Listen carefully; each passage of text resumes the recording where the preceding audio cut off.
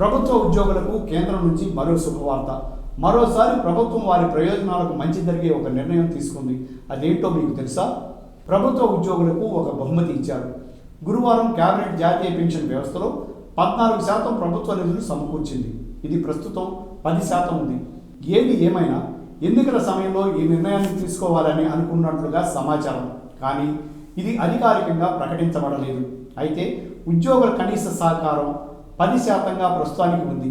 ఆదాయం పన్ను చట్టం సెక్షన్ 80C కింద ఉద్యోగుల్లో 10% వరకు వర్తించే విధంగా పన్ను ప్రోత్సాహకాలను కేబినెట్ ఆమోదించింది. ప్రస్తుతం ప్రభుత్వ ఉద్యోగుల సహకారం NPSలో 10% ఉంది.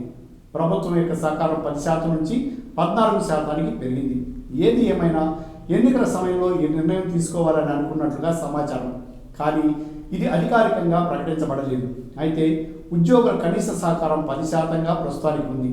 ఆదాయపు పన్ను చట్టం సెక్షన్ 80C కింద 10% వరకు వర్తించే విధంగా పన్ను ప్రోత్సాహకాలను కేబినెట్ ఆమోదించింది.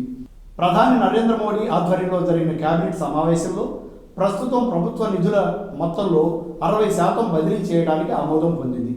ప్రస్తుతం ఇది 40% ఉంది. స్థిర ఆదాయ ఉత్పత్తులు లేదా ఈక్విటీ షేర్లలో పెట్టుబడులు పెట్టే అవకాశం కూడా ఉద్యోగులకు లభిస్తుంది. అయితే కేబినెట్ నిర్ణయం ఏమిటి అంటే, ఉద్యోగ పదవీ విరమణ అంటే NPS సమయంలో జమ నిధులను ఏ భాగం మినహాయించాలని ఇంకా నిర్ణయించలేదు. మరియు 100% పెన్షన్ ప్లాన్కు బదిలీ చేయబడుతుంది. ఇప్పుడు వస్తున్న పెన్షన్ కంటే ఎక్కువ వస్తుంది అని సమాచారం. రాజస్థాన్లో జరుగుతున్న ఎన్నికల దృష్ట్యా ఈ వార్తను ప్రభుత్వం ప్రకటించలేదు. ఇక ఈ కొత్త ప్లాన్ నోటిఫికేషన్ తేదీ కూడా ఇంకా ప్రభుత్వం ప్రకటించలేదు. Thanks for watching eagle media works. Like and subscribe Eagle Media Works.